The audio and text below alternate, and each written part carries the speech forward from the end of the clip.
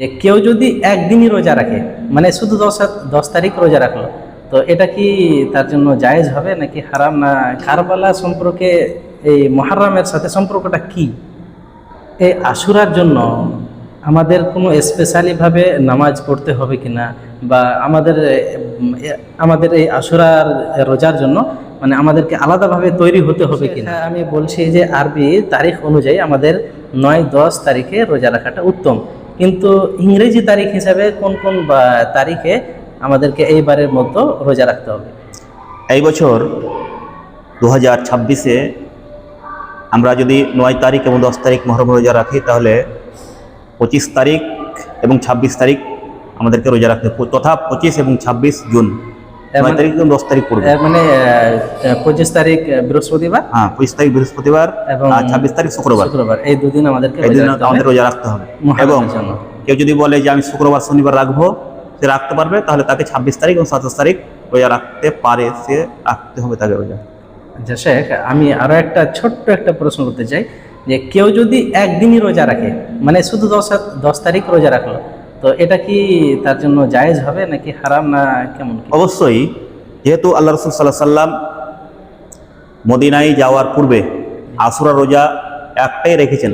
যখন তিনি মদিনায় গিয়ে জানতে পারলেন যে ইহুদিরাও আশুরা রোজা রাখছে, 10 তারিখ রোজা রাখছে, তখন তিনি তাদের বিরোধিতা করতে গিয়ে তিনি 2 দিন রোজা রেখেছেন, যাতে তাদের সাথে কোনো সাদৃশ্য না হয়ে যায়। এই জন্য তিনি 2 দিন রোজা রেখেছেন। কিন্তু একদিন রোজা রাখলে ইহুদিদের সাথে মিল হবে, কিন্তু অবশ্যই নেকি হবে, কিন্তু দুটা রাখা সবচেয়ে উত্তম। একদিন যদি কেউ রোজা রাখে, তাহলে রোজা রাখতে পারে, কোনো সমস্যা নেই। হ্যাঁ শেখ, এর পরে প্রশ্ন করছি আপনাকে, যে আমরা জানি যে এই 10 তারিখে কারবালা নামক কিছু একটা ঘটনা শুনেছিলাম আমরা, তো এই কারবালা সম্পর্কে এই মুহররমের সাথে সম্পর্কটা কি? কারবালার সাথে মুহররমের কোনো সম্পর্ক নেই, যেহেতু মুহররমের রোজা তথা আশুরার রোজা সেই দিন থেকে শুরু হয়েছে যেদিন হযরত মুসা আলাইহিস সালাম ফেরাউনের কবল থেকে পরিত্রাণ পেয়েছিলেন। সেই দিন থেকেই কিন্তু আশুরা রোজা শুরু হয়েছে। আর কারবালার ময়দান শুরু হয়েছে আল্লাহ রসুলের মৃত্যুর পরে। এটা হযরতে হুসেন রাদিয়াল্লাহু তাআলা আনহুকে কারবালার ময়দানে যে শহীদ করা হয়েছিল, সেই শহীদের ঘটনাকে কেন্দ্র করে তারা কারবালা মানছে, এবং এটা কাজ শুরু হয়েছে শিয়াদের পক্ষ থেকে, এবং শিয়ানে আলী যারা ছিল তারা এই কাজ শুরু করেছে। অতএব কারবালার সাথে আশুরার কোনো সম্পর্ক নেই। এটা যেটা হচ্ছে সেটা কিন্তু একটা খোরাফাত, এবং সেটা একটা বিদআত, তাছাড়া আর কোনো কিছু নেই। শেখ জাযাকুমুল্লাহু খায়রান জাযা ওয়া আহসানাল জাযা। শেখ, এরপরে আমরা জানার চেষ্টা করব যে এই আশুরার জন্য আমাদের কোনো স্পেশালিভাবে নামাজ পড়তে হবে কিনা, বা আমাদের এই আশুরার রোজার জন্য মানে আমাদেরকে আলাদাভাবে তৈরি হতে হবে কিনা? এই বিষয়ে হাদিসে কিছু প্রমাণ পাওয়া যায় না যে আশুরার জন্য স্পেশাল কোনো নামাজ আছে, বা আশুরার জন্য স্পেশাল কোনো খাওয়ার আছে, বা আশুরার জন্য স্পেশালভাবে আমাদের তৈরি হতে হবে, এরকম কোনো নাই। যেমন নফল রোজা রাখতে হয়, সেই রকমভাবে আমরা তৈরি হব। নফল রোজা রাখার জন্য যেটা যেটা করতে হয় সেটাই করব। যেমন সাহারি খাওয়া বা নফল রোজার নিয়াত করা, সেই রকমই আমরা নফল রোজার নিয়াত করব। নফল রোজার জন্য যেভাবে সাহারি খেতে হয় সেভাবে সাহারি খাবো। কিন্তু আশুরার জন্য যে কোনো খাস ইবাদত আছে, বিশেষ ইবাদত আছে, তাও নেই।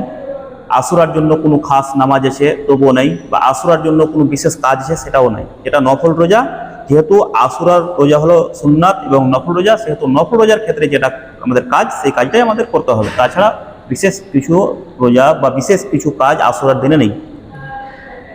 শেখ, এরপরে আমরা জানার চেষ্টা করব যে এই মাসে মানে অনেকে বলছে এই মাসে আর কি, যে যখন অনেক কিছু হারাম, এটা 4টি হারাম মাসের মধ্যে পড়ে, তো এই মাসে কি আমাদের যেমন কোনো কোনো মাসে আমরা অনেক মানে আমাদের সমাজে বিয়ে করে, তো এই মাসগুলোতে কি বিয়ে করা বা গরু কাটা বা কোনো একটা এরকম কিছু জবা করা, এগুলো কি হারাম না কি?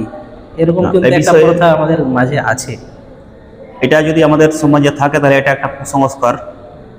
কারণ মহরম মাসে বা হারাম মাসে বিয়ে করা যাবে না, বা গরু কাটা যাবে না, বা কিছু জবাই করা যাবে না, এটা কুসংস্কার। কারণ আল্লাহ পাক রাব্বুল আলামিন এই 4টি মাসকে হারাম মাস করেছেন এবং তার মর্যাদা দিয়েছেন। এবং এই মাসগুলাতে লড়াই করা, ঝগড়া করা, বিবাদ করা হারাম।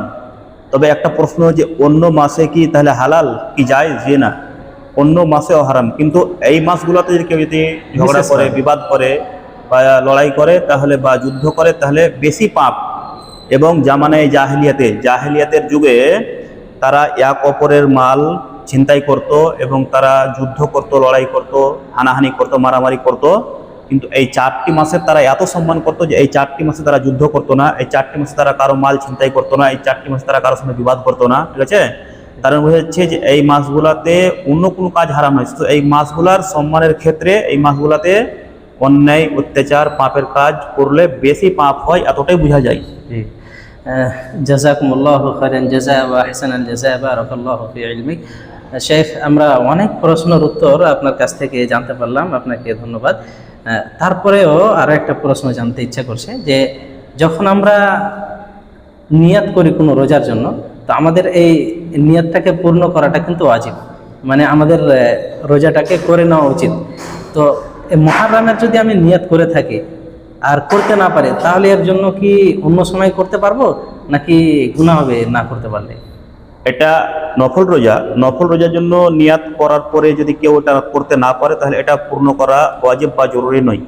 যদি কেউ নজর মেনে থাকে, তাহলে নজর মানার ক্ষেত্রে বা মিন্নাত মানার ক্ষেত্রে কেউ যদি এটা নজর মেনে থাকে যে আমার যদি এটা কাজ হয় তাহলে আমি মুহররম মাসে 2টা বা 1টা রোজা রাখবো, তাহলে সেই ক্ষেত্রে নজরটা পূর্ণ করা ওয়াজিব, পূর্ণ করতে জরুরি। কিন্তু সে নিয়াত করেছিল রোজা করার, কিন্তু কোনো কারণবশত রোজা করতে পারেনি, তাহলে সেটা তাকে অন্য দিনে কাজা করা ওয়াজিব নয়, কাজা তার প্রয়োজন নেই। কারণ এটা হলো নফল রোজা কোনো ব্যক্তি যদি রাখে আর সে যদি বলে যে আমি রাখলাম কিন্তু আজকে করবো না, ছেড়ে দেবো, তাহলে সে ছেড়েও দিতে পারে, অসুবিধা কিছু নেই, কিন্তু এটা পূর্ণ করা ওয়াজিব নয়। কিন্তু যদি এটা নজর মানে, তাহলে নজর মানার ক্ষেত্রে এটা ওয়াজিব এবং পূর্ণ করা বাধ্যতামূলক।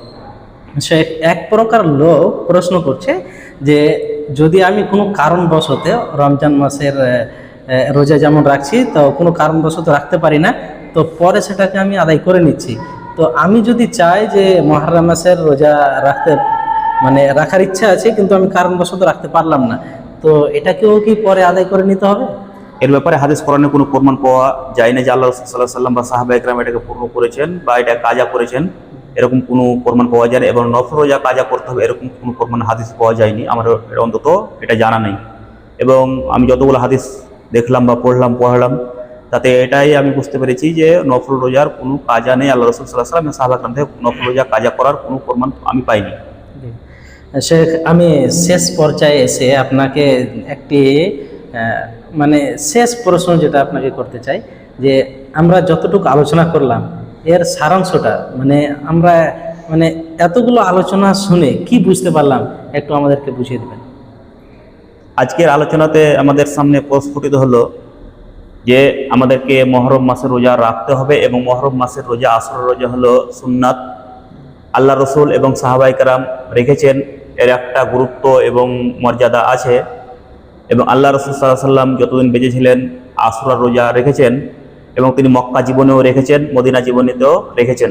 এবং মক্কা জীবনে তিনি একটা রোজা রেখেছেন, মদিনাতে গিয়ে তিনি যখন শুনলেন যে ইহুদিরাও রোজা রাখছে, তো তিনি তাদের বিরোধ করার জন্য 2 দিন রোজা রেখেছেন।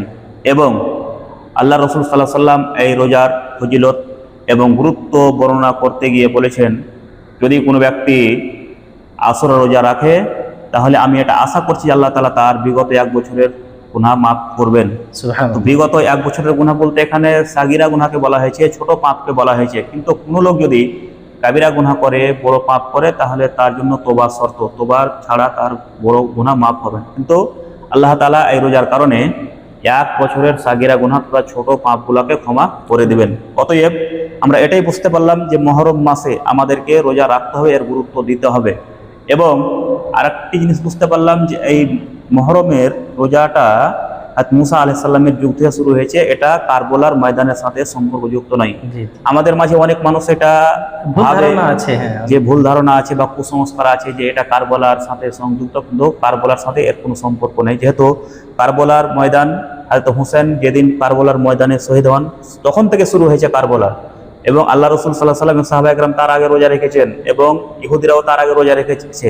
তার মানে হচ্ছে যে কারবালার সাথে এই রোজার কোনো সম্পর্ক নেই। যেটা হচ্ছে সেটা হলো বিদআত এবং আমাদের মধ্যে এটা কুসংস্কার ছাড়া আর কিছু নেই। এবং এই মহরম মাসে আমরা যেটা করি, আবার আমাদের সমাজের অনেক মানুষ করে, লাঠি নিয়ে খেলা, তারপরে ঢোল তাবলা করা, এগুলা সবই বিদআত, এগুলা করা যাবে না। অনেকে বলে হয়তো হুসাইন শহীদ হয়েছেন তার জন্য আমরা শোক পালন করি। তো এখানে শোক পালনের ব্যাপারে এরকম নয়, একটা লোকের মরার পরে 3 দিনের শোক পালন করা হারাম, শোক পালন করা যায় না। আল্লাহ রসুল বলেছেন যদি কোনো লোক আল্লাহ এবং তার রসুলের প্রতি ঈমান রাখে তাহলে সেই জন্য 3 দিনের পরে কোনো শোক পালন না করে, শোক পালন করা তার জন্য বৈধ নয়। অতএব হয়তো হুসাইন আলাইহিস সালামের মরা প্রায় 1400 বছর হয়ে গেল, তো তারপরে এখন আমরা যদি বলি শোক পালন করছি, তাহলে এটা শোক পালন নয়, এটা একটা বিদআত। এবং শোক পালন যদি করতে হয় তাহলে আমাদেরকে কান্নাকাটির মাধ্যমে, দুঃখের মাধ্যমে শোক পালন করতে হবে। কিন্তু আজকে আমরা লাঠি নিয়ে, ঢোল তাবলা নিয়ে, ডিজে নিয়ে যেটা করছি সেটা কিন্তু শোক পালন নয়। অতএব এটা হলো বিদআত, এটা কারবালার ঘটনা, এবং কারবালার ঘটনাকে আমরা বলছি, কিন্তু আশুরার সাথে মুহররমের সাথে এর কোনো সম্পর্ক নেই, এটা একবারে সম্পূর্ণ বিদআত। শেখ, আমরা প্রশ্ন উত্তর ইতিপূর্বে মানে শেষ করে দিলাম। তো আমাদের দর্শকের ব্যাপারে আপনি কি বলতে চান, যে বা আমাদের চ্যানেলের ভবিষ্যতের ব্যাপারে আপনি একটু কিছু বলবেন? ইনশাআল্লাহ আমি বলতে চাই যে এই চ্যানেল, জ্ঞানের বিকাশ চ্যানেল যে যিনি খুলেছেন, এটা খুব ভালো জিনিস। এখানে আমাদের ইসলামের বা যে কোনো জ্ঞানের আলোচনা হবে, এবং আগামী দিনে যারা এই চ্যানেলে যুক্ত থাকবে আশা করি তারা উপকৃত হবে, এবং তারা শুধু ইসলামের জ্ঞানের সম্বন্ধে উপকৃত হবে না, ইসলামের জ্ঞানও পাবে, এবং তারা আরও আউট নলেজ বা আরও অন্য কোনো জ্ঞান তারা পাবে, ঠিক আছে। এবং যারা যুক্ত হবে ইনশাআল্লাহ ভালো ভালো ভিডিও এবং ভালো ভালো জ্ঞান তারা সংগ্রহ করবে।